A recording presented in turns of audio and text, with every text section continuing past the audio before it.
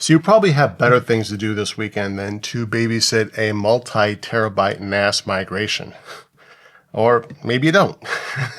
That's cool, no judgment. But if you're wanting to move from Synology to UGREEN, how do you transfer terabytes of data between two different NAS systems without running around bumping into walls and swapping external hard drives around?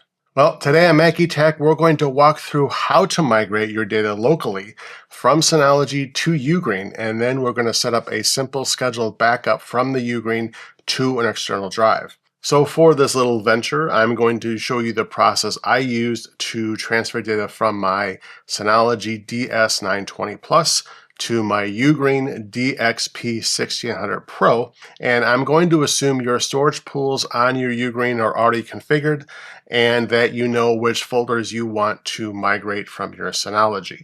So let's jump in. Okay, so here we are in our respective NAS devices.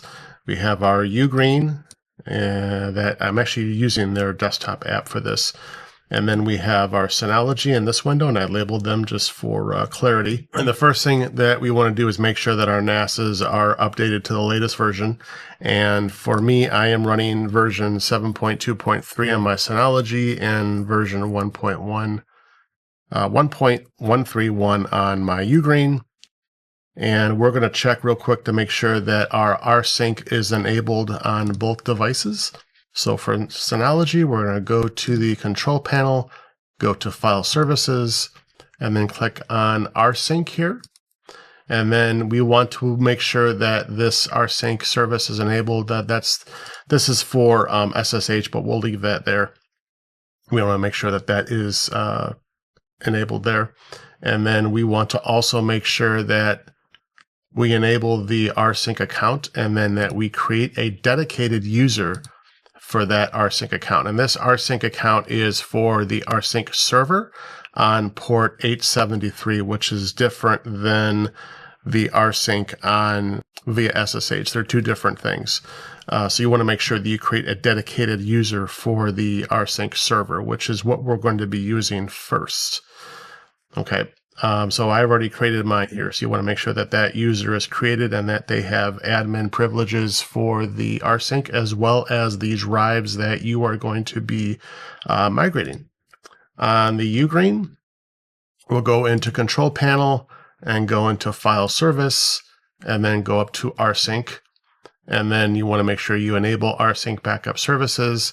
And then you you set up an actual Rsync account. It's the same concept. It's just a different interface to do it. So next, we want to make sure that our NAS devices are whitelisted on each other, so that they can both see each other, and they both can access what we need to access. So we're going to go into the Synology and go into Security, and then go up to Firewall. And then if we do have a firewall enabled, I don't on mine, but if you do have a firewall enabled, you want to make sure that your IP address for your UGREEN is whitelisted there. Also, very important, go into Protection on your Synology and go down to your Allow and Block list. Actually, my UGREEN was on my block list for the longest time. I didn't put it there, but it just got on there for whatever reason.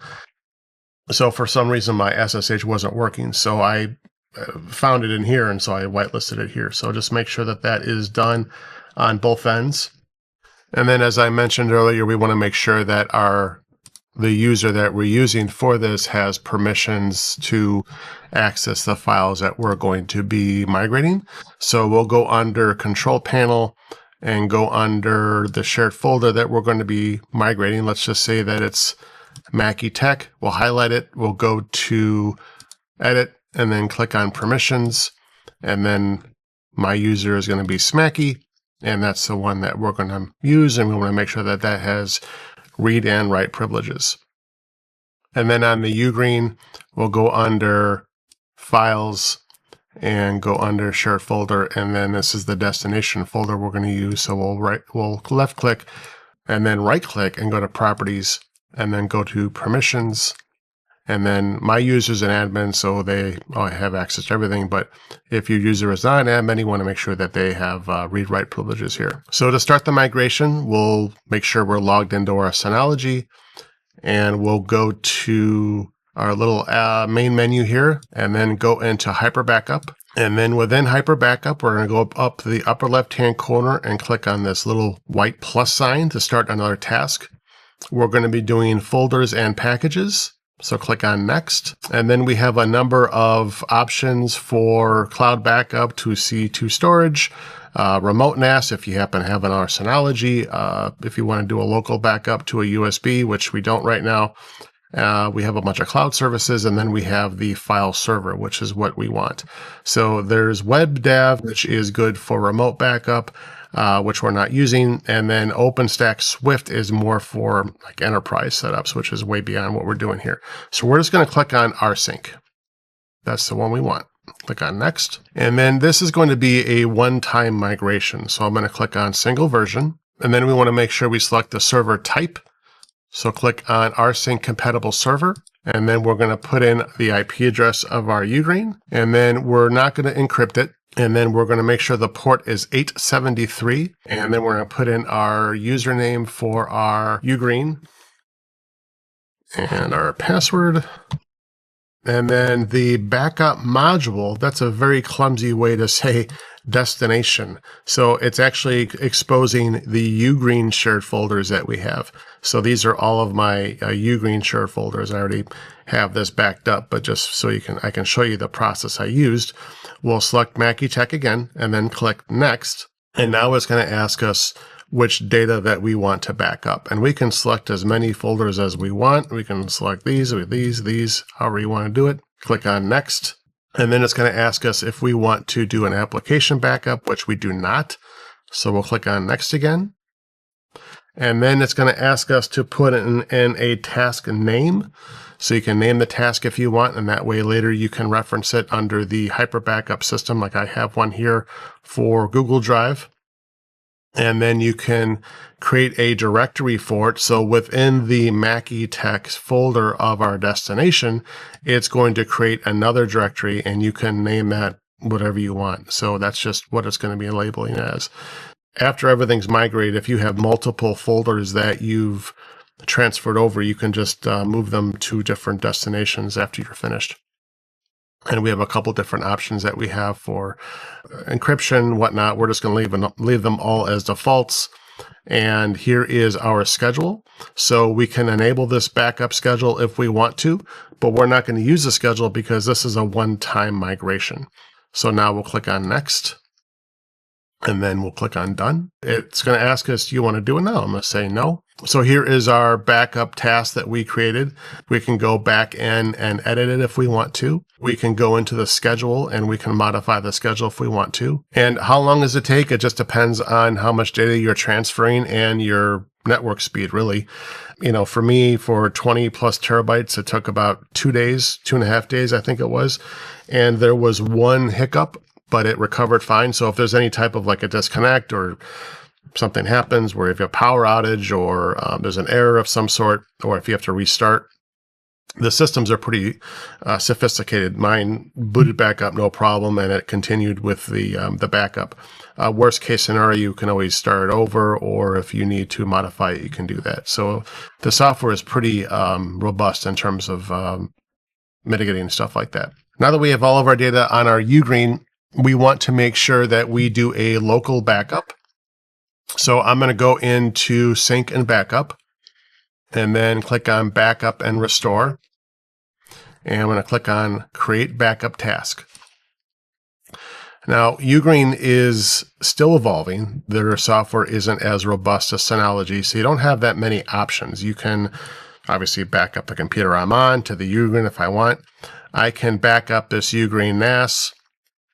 If I click on Next, the options I have are Rsync again, which I just used to migrate the Synology, or I can back up using WebDAV. Now, If I use Rsync, I can just create a task to back up my data to the Synology if I wanted to. I could create a local backup to another NAS device, maybe TrueNAS, or maybe a QNAP that has Rsync server available.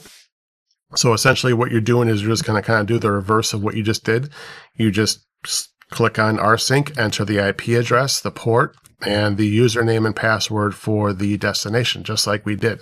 But if you want to back up to, let's say, an external drive, you really don't have many options. There is an Rsync server, but what this does is this will just back up another device to the UGREEN. So again, it's not really designed for that. So what we're going to do is we're going to be using Rsync SSH. So what we're going to do is we're going to create a script, or use a script that I created, I should say, to do a local backup. So to do this script, I'm going to be logging into my UGREEN using SSH. Do SSH Mackey at 8.1.85, and then say yes, and then do my password. Okay, so here I am in my UGREEN. We're going to be using this demo backup.sh. That's the script that I used. So I'm going to do a nano demo, enter. Okay, so now I don't want to turn this into a bash script tutorial because I'll put everybody to sleep and I don't want everybody to be bored. But long story short, the way this works is that there are 3 or 4 things that you want to modify on your end. So we have the destination, which is our external drive. And then we have our source. The source is going to be our UGREEN.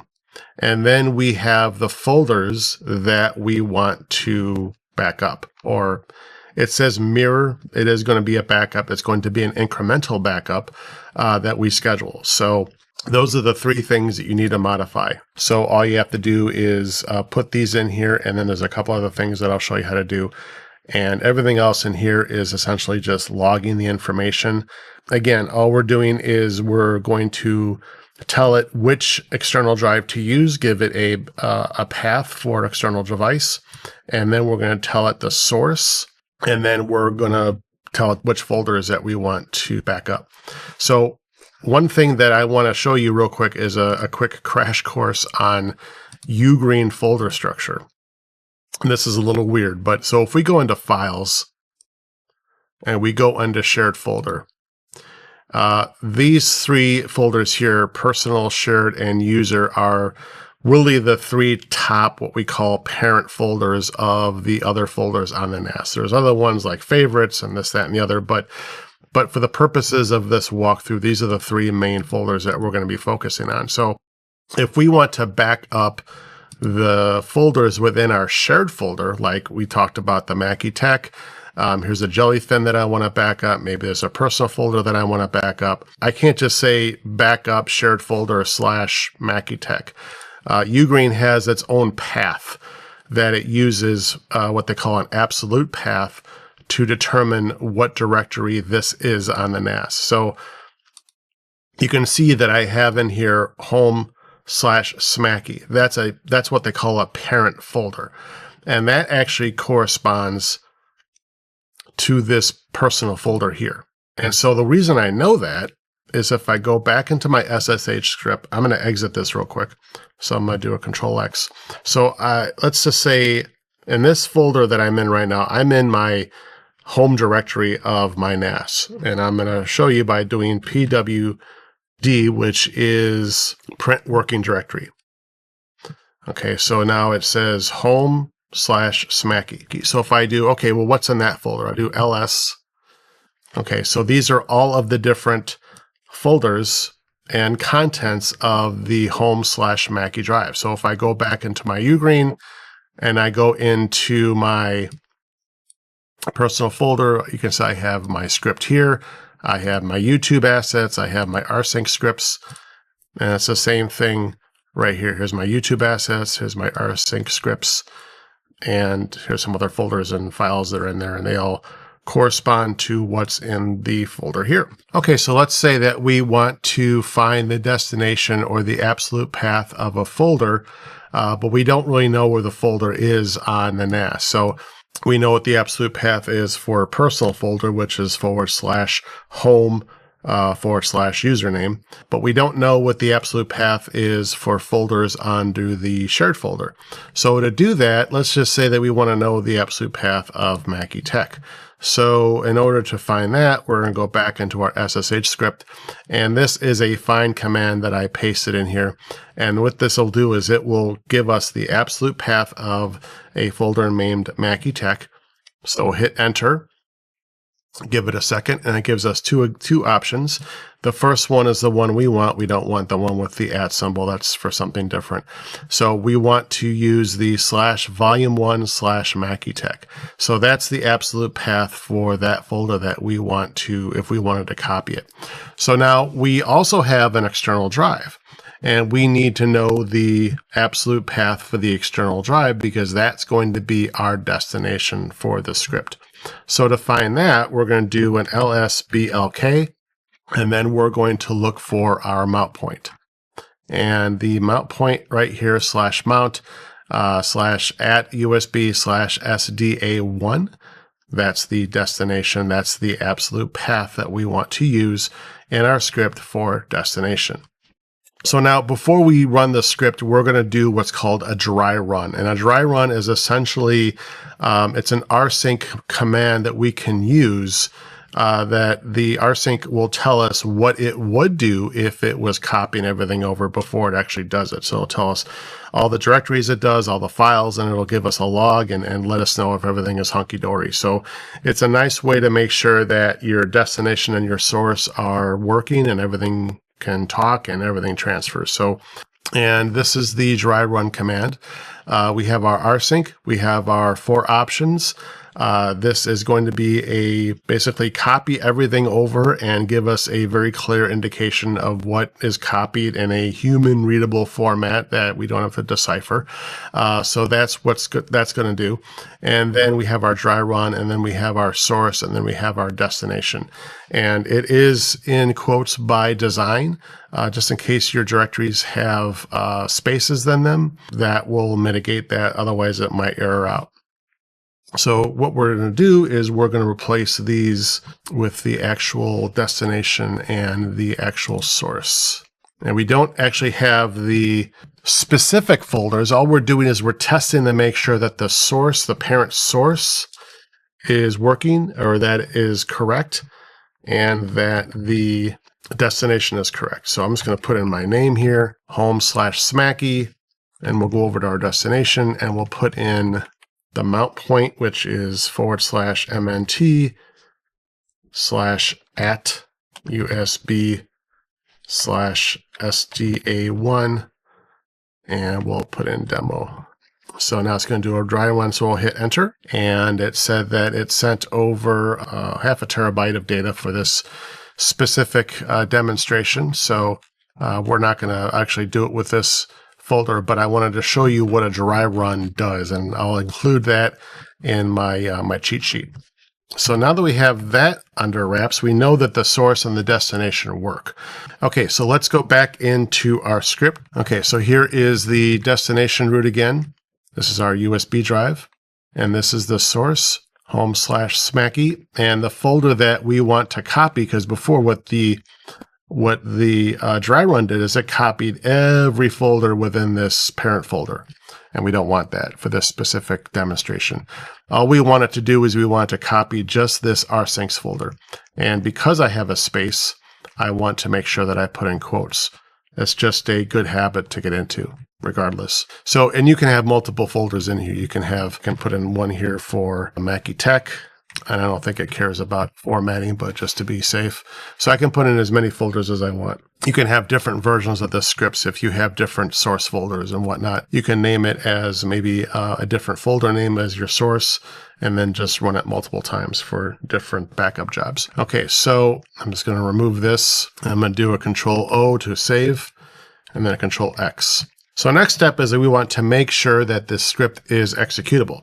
So we'll do a chmod +X script name. In this case, it's demo backup.sh, and then hit enter. And then what you would do is you would just type in // and then the demo script name, demo backup.sh. And if you hit enter, it'll run it manually. So if we do that, it's going to do some stuff in the background. It might be done already. I'm not sure. So let's go back into our UGREEN and demo. And here is the Rsync folder.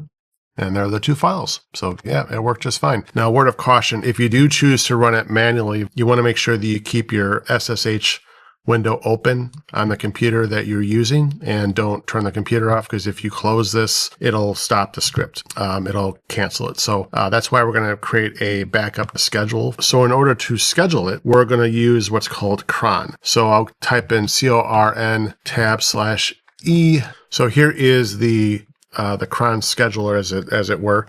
It's pretty straightforward. It's just basically a document that you will modify, and you're going to put in your own line item here for the schedule that you want for your backup.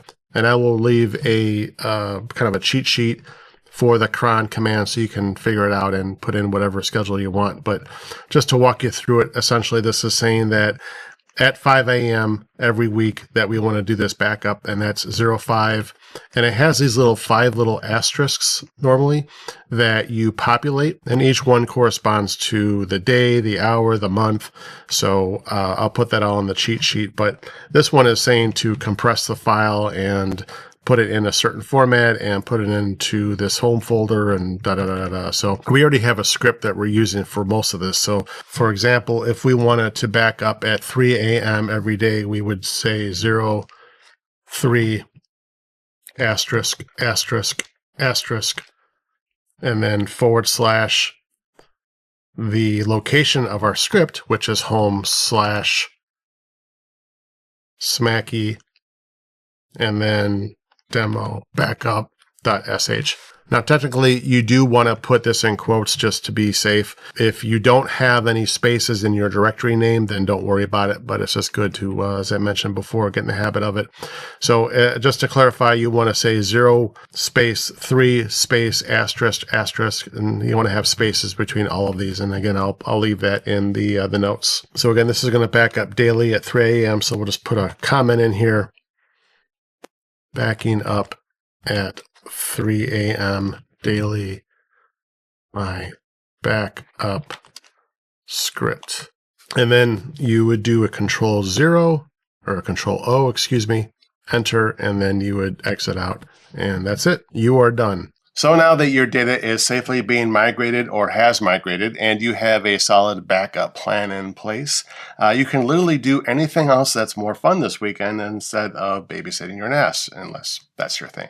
Anyway, that's going to wrap things up for this video. If you found this walkthrough useful, please drop me your comments and your feedback, and make sure you are subscribed to MackeyTech. Also, let me know if you already do have a plan in place for your NAS and what type of backup strategy you've put together. I'd be interested in hearing your feedback on that also. Don't forget to check out my cheat sheet guide for this walkthrough that I will post on my free Patreon membership. A special shout out to my Patreon supporters. You all know who you are, and that's you're awesome. And a special thank you to my viewers for all of your feedback and engagement. We'll be talking to you again very soon.